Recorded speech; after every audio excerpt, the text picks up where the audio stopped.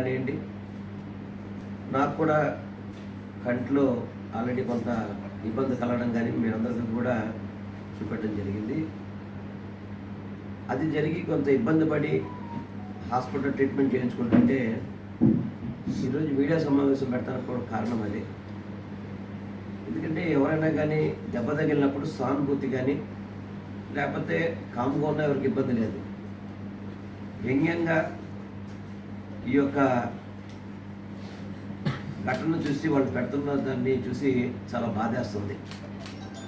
ఎవరికైనా మానవత్వం ఉండాలి. ఏదైనా కానీ ఎవరైనా కానీ తెలిసి కంటితో ఎవరైనా ఆటలాడతాడు ఎవరైనా కానీ ఎవరైనా ఆడతారా? కన్నుకు దెబ్బ తగిలి డాక్టర్స్ అంతా కూడా లోపల కన్ను గీతలు పడ్డాయి, కొంత రెటీనాలో చిన్న ప్రాబ్లమ్స్ వచ్చినాయి, అవని చెప్పి వాళ్ళు వైద్యం చేస్తుంటే సానుభూతి చెప్పకపోయినా పర్లేదు, ఈ విధమైన 2.0 అని చెప్పని ఇష్టం వచ్చినట్టు వాళ్ళ తెలుగుదేశం మాటలు మాట్లాడడం అనేది చాలా బాధాకరం. దీన్ని పూర్తిగా కూడా నేను ఖండిస్తున్నాను. ఎవరికైనా కానీ కుటుంబం అంటే అర్థమవుతుంది ఇలాంటి ఇబ్బందులు. నిన్నటి నుంచి ఇంట్లో అందరూ కూడా టీవీలో ఘటన చూసిన తర్వాత ఇంట్లో పిల్లలు కానీ మా మిస్సెస్ కానీ మా అన్నయ్యలు కానీ ప్రతి కుటుంబ సభ్యులు మా ఇంట్లో అందరూ కూడా, ఎందుకంటే మా కుటుంబం ఎవరికైనా మంచి చేసింది కానీ ఎప్పుడు కూడా ఎవరికి కూడా చెడు చేయాలని ఆలోచన వ్యక్తులం కాదు. మా నాన్నగారి టైం నుంచి ఇప్పటి వరకు కూడా ప్రజలకి మంచి చేసే ఏదైనా కానీ మా నాన్నగారు కానీ మేము కానీ మా కుటుంబ సభ్యులు ఎవరైనా కానీ, ఆ తర్వాత మా అన్నయ్య మా కూతురు కానీ అందరూ ఫౌండేషన్ పెట్టడం కానివ్వండి, ఎన్నో సేవా కార్యక్రమాలు చేసాం తప్ప ఏ ఒక్కరికి ఇబ్బంది కలగాలని చెప్పని ఆలోచించే మనస్తత్వం ఉన్న వ్యక్తులం కాదు. ఇప్పటికే నేను 2 సార్లు ఎమ్మెల్యేగా పనిచేశాను, మంత్రిగా పనిచేశాను. అయినా కానీ ఈరోజు నాకే సెంట్రల్ నియోజకవర్గంలో గౌరవ ముఖ్యమంత్రి గారికి ఈ విధంగా జరిగితే, అధికారం లేనప్పుడే ఈ విధంగా జరిగితే, ఎందుకంటే చంద్రబాబు కానీ ఇక్కడున్న బోండోమాలు కానీ అపోజిషన్ ఉన్నారు, ఇప్పటికీ కూడా అధికారంలో లేనప్పుడే ఇటువంటి దాడులకి రౌడీజానికి వాటన్నిటికీ తెరలేపితే, పొరపాటును కనుక ఏదైనా పొరపాటును జరగడం జరిగితే కనుక వాళ్ళ రౌడీజానికి అడ్డు ఆపని ఉంటుందా? ఈ యొక్క కారణం ఏదైతే నా మీద కానీ గౌరవ ముఖ్యమంత్రి గారి మీద దాడి జరిగిన దానికి కారణం చంద్రబాబు నాయుడే బోండోమా తొత్తులతో చేయించాడనేది మా అందరికీ ప్రజలు అదే చెప్తున్నారు, మా అందరికి కూడా అనుమానం అదే. ఎందుకంటే మమ్మల్ని డైరెక్ట్గా ఎదుర్కోలేక, ఎన్నికల్లో డైరెక్ట్గా ఎదుర్కోలేక, అదేవిధంగా నిన్న యాత్ర అయిపోయింది వెళ్దామని చెప్పి డాక్టర్ల సూచన మేరకు ఆయన గవర్నమెంట్ హాస్పిటల్ రావడం, కుట్లు పడడం, వాళ్ళ డాక్టర్ల సలహా మేరకు ఈరోజు విరామం తీసుకోవడం జరిగింది. ఎందుకు చంద్రబాబుకి ఇటువంటి కార్యక్రమాలు చేయాలనిపిస్తుంది? జగన్మోహన్ రెడ్డి గారి గురించి లేనిపోయిన వ్యాఖ్యలు మాట్లాడతాం. నేను ఒక్కటే చెప్తున్నా, అంటే యాక్చువల్గా నేను విమర్శలు చేయకూడదు అనుకున్నా. ఒంట్లో బాగోలేదని చెప్పని, నాకు వయసు అయిపోయింది, నాకు చూపు కనపట్లేదు, నాకు బెయిల్ కావాలని అడిగింది ఎవరైనా చెప్పండి ఒకసారి? చంద్రబాబు కాదా? ఇదే అచ్చెన్నాయుడు కేసులో అరెస్ట్ అయితే నాకు ఫైల్స్ ఉన్నాయని చెప్పని బెయిల్ తెచ్చుకున్న వ్యక్తి ఎవరు? అచ్చెన్నాయుడు కాదా? వాళ్ళు జరిగినవి మేము చేస్తామని చెప్పి ఎందుకు అనుకుంటారు? జగన్మోహన్ రెడ్డి గారు ఎప్పుడైనా కానీ ఇటువంటి కార్యక్రమాలకి ఎప్పుడైనా చేయడం చూశారు మీరు? ఎవరైనా తెలిసి కంట్లో పొడుచుకుంటారని చెప్పండి ఒకసారి.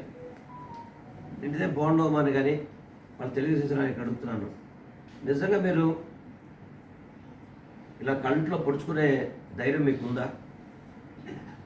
ఎవరైనా కళ్ళతో ఆడుకుంటారు ఎవరైనా కానీ? ఆ దేవుడు ఆశీస్సులు, ప్రజలు దీవెనలు ఉన్నాయి కాబట్టి జగన్మోహన్ రెడ్డి గారికి కానీ నాకు కానీ త్రుటిలో తప్పిన ఇవన్నీ కూడా. లేకపోతే మా పరిస్థితి, మా కుటుంబం ఏమైపోద్దండి? కుటుంబం ఏమైపో చెప్పండి. నేను 2009 నుంచి ఇప్పటివరకు రాజకీయాల్లో ఉన్నాను.